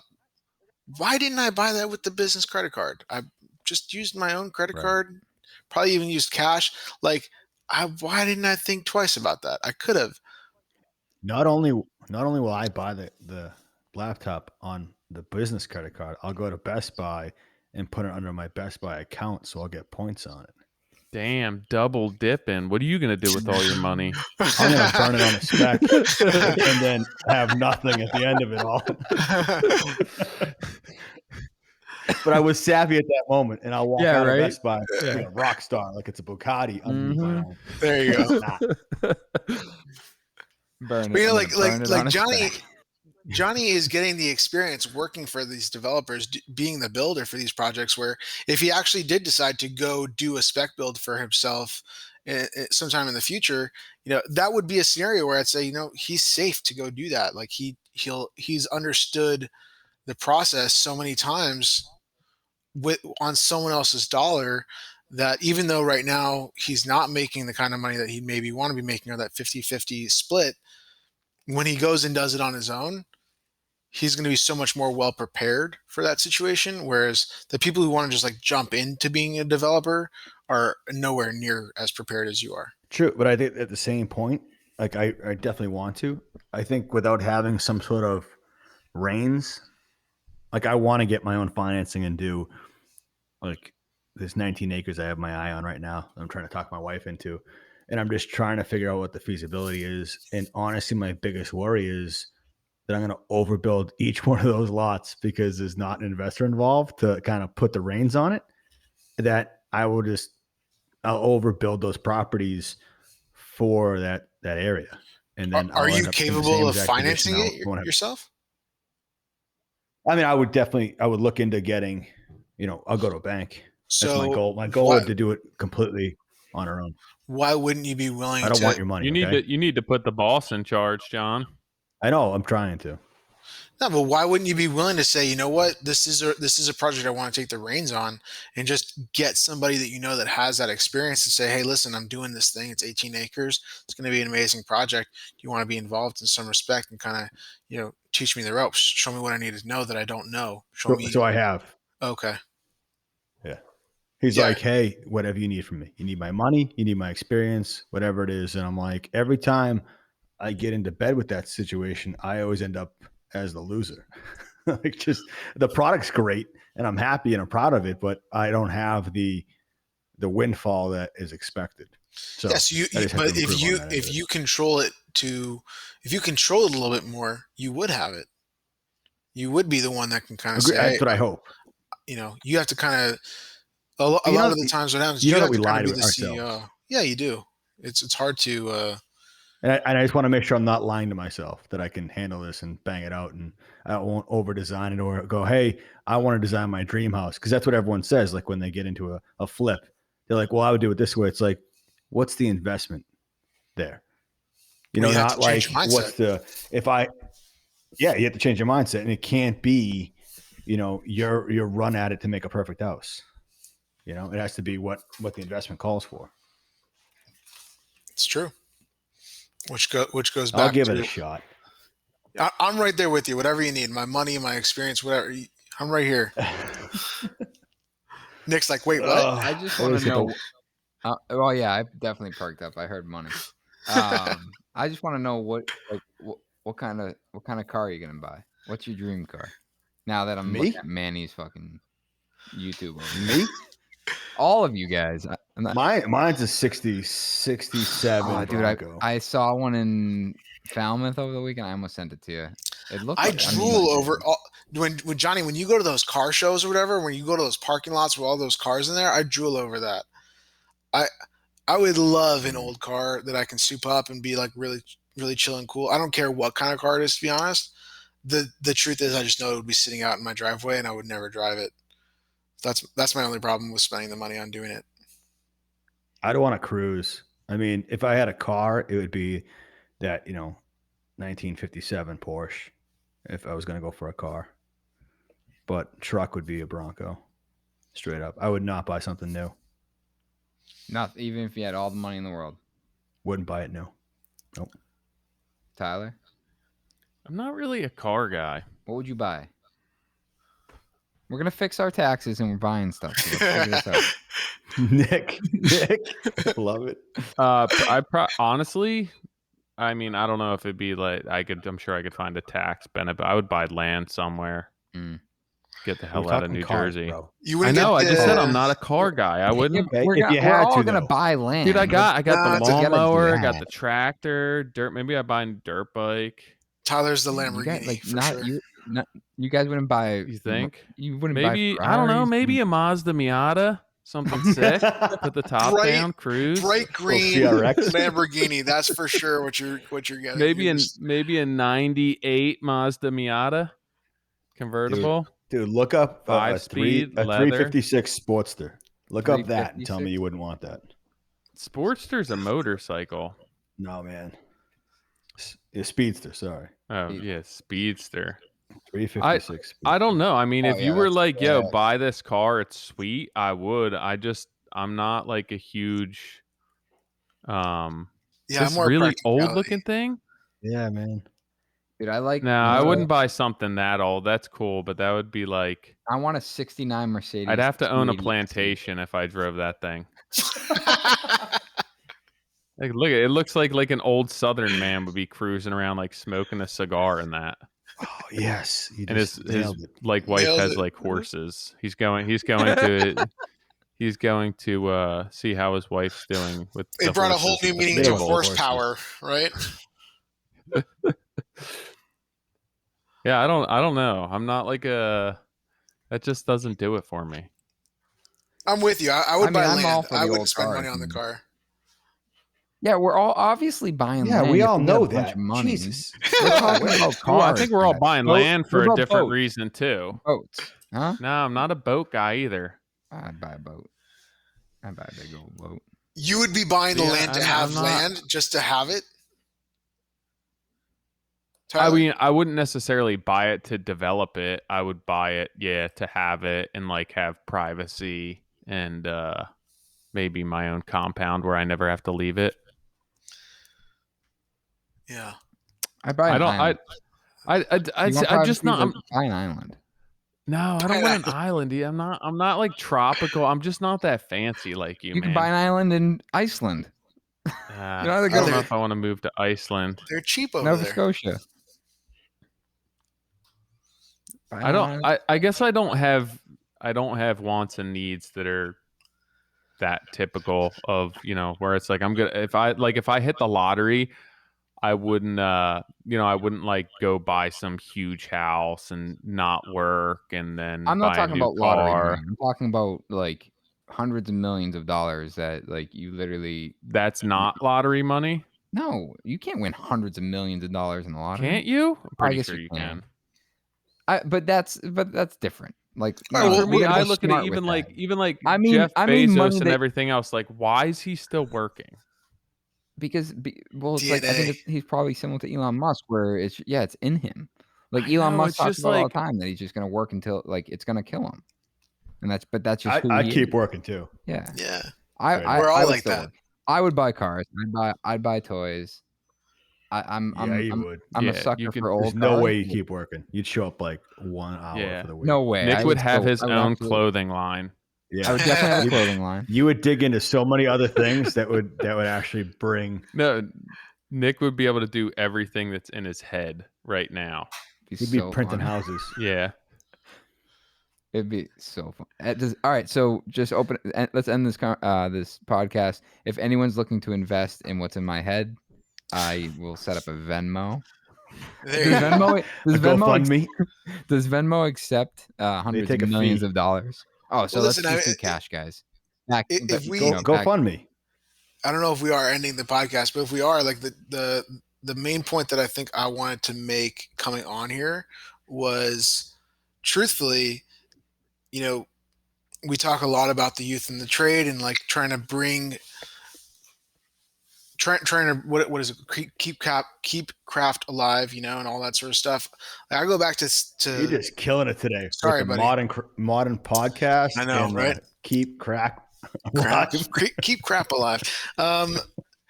Listen, like I said, I was 19, 20 years old. I had no trajectory as to where I was going to go in life. And I think that if people hear this and they go, I don't know what I want to do, but if they're willing to put the work in and just like for me, I think that my success truly came from just taking opportunity.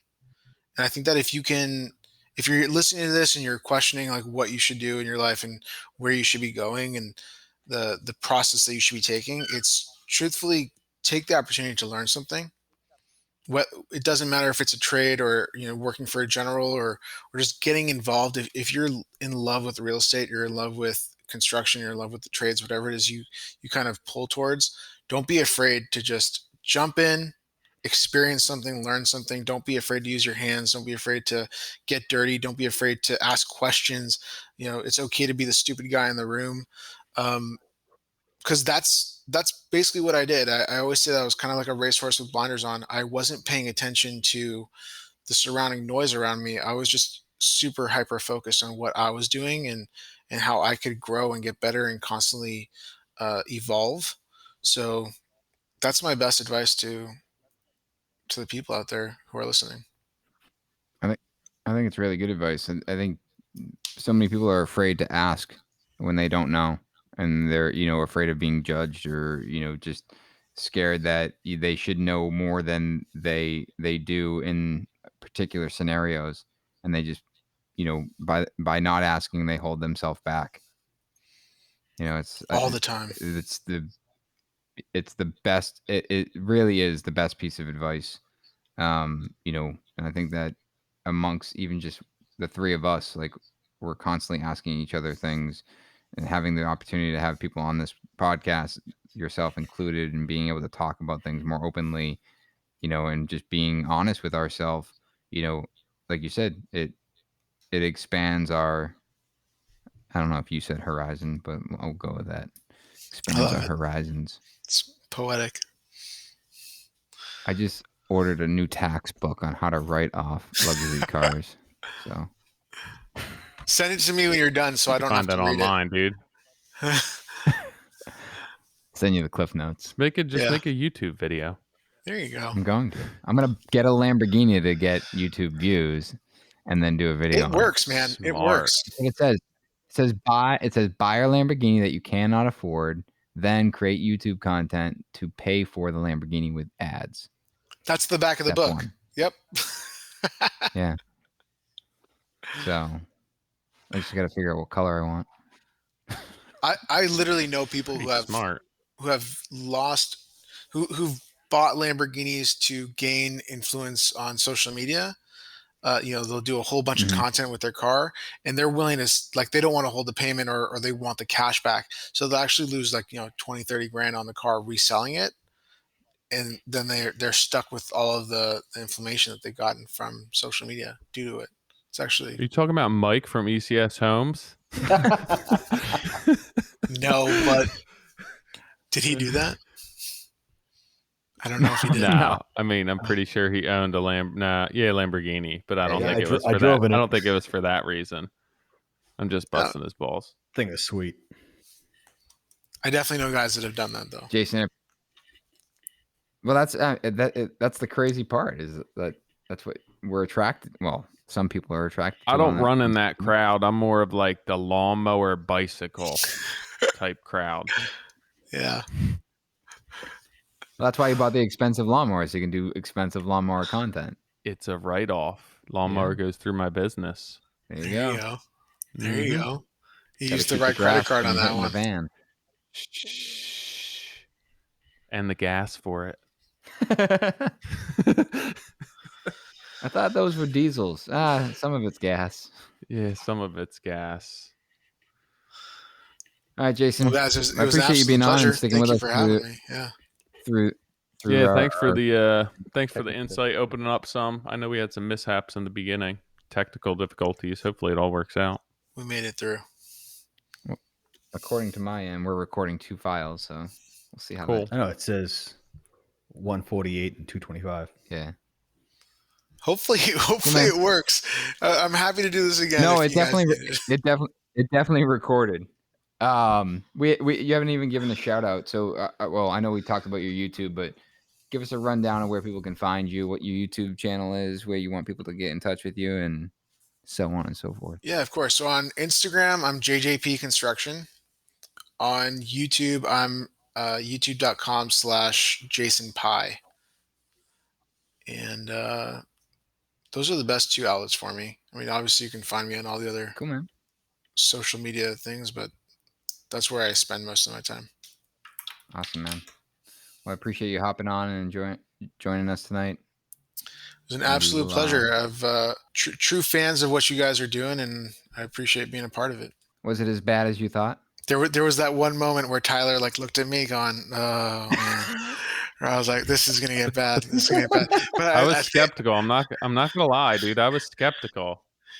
But he turned around. He literally all things dude, clicked. It didn't start off on the right foot when you were like, yeah. So I don't want this to turn out like Danny Wang because I have a lot going on right now. I was like, oh, if you have to preface the podcast saying that, it's gonna be some shady shit. Was it a lot to take in? Did I communicate well? I think that once you opened up, you did, and we're just honest with it. I think it came out more naturally. I think opening up initially to that and letting everyone see what's going on and the reasons for doing so and kind of where you are and where you're going to be. It's tough. But I think halfway through or so, things started to kind of click and make sense. And I think it was pretty well articulated at that point.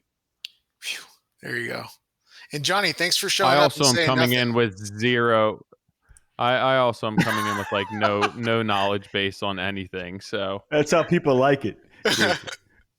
That I'm here, but I don't talk. I genuinely had a super fun time doing this, and I feel like we can go another 3 hours if we wanted to, but I won't make you guys do it. It's only 3:15 there. It's early for me. You still have you still have a lag because you're all the way over there. Yeah. Sorry. I hope this doesn't come through on the podcast. It's probably going to. Everyone's going to be like, yeah, so it takes 2 seconds for our voices to get to California from the East Coast. Great. This is going to go national, and everyone who listens to this is going to go, Jason is really super delayed. He doesn't really respond well. He's slow. Yeah, he's slow. He's slow. All right, dude. You guys are awesome. Thank you. You too, man. Take care. Thanks, dude. All right, guys. We do have one review this week from Timberstone Design and Development. My buddy sent me your podcast back when you had Greenside on, as he is a cousin of both of those guys. I'm a builder in Chicago suburbs and have been listening ever since. It's an industry that does burn you out, but you guys bring such passion and honest insight. It reinvigorates me, so keep it up. Appreciate you, Timberstone. If you guys want to leave us a review, hop on iTunes. Make sure you drop us a 5-star if you think we're doing a good job. Otherwise, hit that survey monkey on the Instagram, _Modern Craftsman. Johnny takes a look at him, make sure that he's doing a good job. So make sure you leave nice comments for John. No, that's the constructive criticism area. So if you want to hit us up for intro content, topics, guests, whatever it is, do it there. It stays there. It lives there. So we can always go back to it and connect with certain people that you guys have requested. Absolutely. What do we got coming up next week? Next week we have. I just had a notification. Well, you should. It sends Richie Maxwell. Richie Maxwell. That is the. Is that the? Yeah, that's the blonde bricky. So this guy has rescheduled. Well, we rescheduled with him one time, and he's rescheduled with us. Oh yeah, somebody got sick. Yeah, so he wants to talk about blonde bricky shit.